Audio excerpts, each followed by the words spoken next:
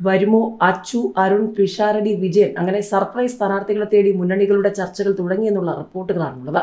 നിയമസഭാ തെരഞ്ഞെടുപ്പിന് മാസങ്ങൾ മാത്രം ബാക്കി നിൽക്കെ വാശിയേറിയ കടുത്ത പോരാട്ടത്തിനൊരുങ്ങി പല മണ്ഡലങ്ങളും. തൃപ്പൂണിത്തുറ അടക്കമുള്ള മണ്ഡലങ്ങൾ ചർച്ചാ വിഷയമായി കഴിഞ്ഞു. തൃപ്പൂണിത്തുറയുടെ ചരിത്രത്തിൽ ആദ്യമായി നഗരസഭാ ഭരണം BJP പിടിച്ചെടുത്തതിന് പിന്നാലെ നടക്കുന്ന തെരഞ്ഞെടുപ്പ് എന്ന പ്രത്യേകതയുള്ളതുകൊണ്ട് തന്നെ ഇഞ്ചോടിഞ്ച് പോരാട്ടത്തിനൊരുങ്ങുകയാണ് മൂന്ന് മുന്നണികളും. VIP താര സ്ഥാനാർത്ഥികൾക്കായി കളം ഒരുങ്ങുകയാണ് തൃപ്പൂണിത്തുറയിൽ.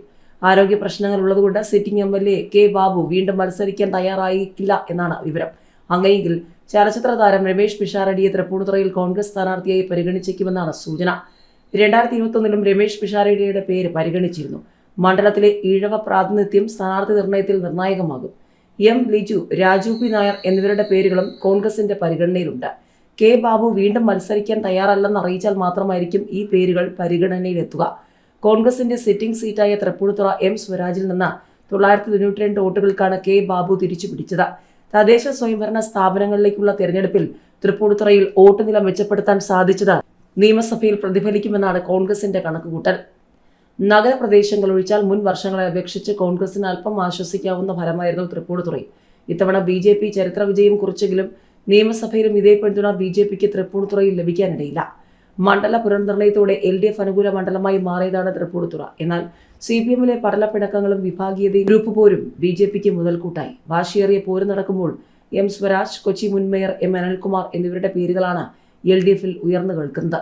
അതേസമയം BJPയുടെ തുറപ്പുചീട്ടായ തൃപ്പൂണിത്തുറയിൽ VIP സ്റ്റാർ സ്ഥാനാർത്ഥികളെ പരിഗണിച്ചേക്കുമെന്നാണ് വിവരം. Major Ravi, TP Senkumar, KVS Haridas എന്നീ പേരുകളാണ് ആദ്യഘട്ടത്തിൽ ഉയർന്നു കേൾക്കുന്നത്. മധ്യകേരളത്തിൽ BJP ശക്തി തെളിയിച്ച ഏക സ്ഥലമെന്നിരിക്കെ തൃപ്പൂണിത്തുറയിൽ വാശിയേറിയ പോരാട്ടത്തിനാണ് കളം ഒരുങ്ങുന്നത്.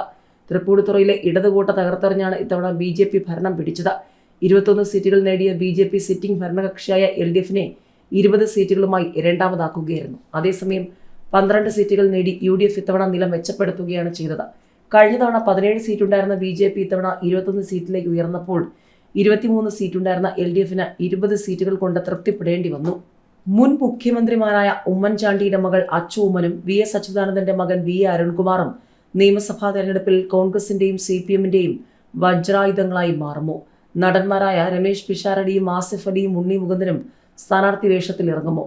ജനവിധി തേടി ഇറങ്ങി PT ഉഷയും ഫുട്ബോൾ താരങ്ങൾ IM വിജയനും U. ഷറഫ് അലിയും കളം നിറയുമോ? ചോദ്യങ്ങൾ നിരവധിയാണ്.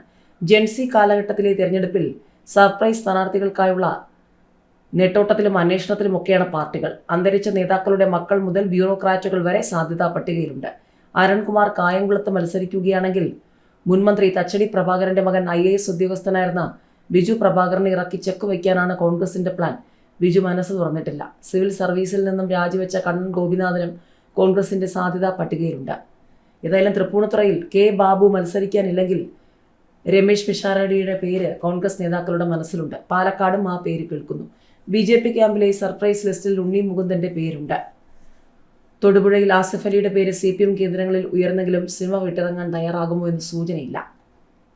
പത്തനംതിട്ട ജില്ലയിലെ ഒരു മണ്ഡലത്തിൽ സാഹിത്യകാരൻ ബെന്യാമിന്റെ പേരും CPM ക്യാമ്പിൽ ഉയർന്നു കേൾക്കുന്നു.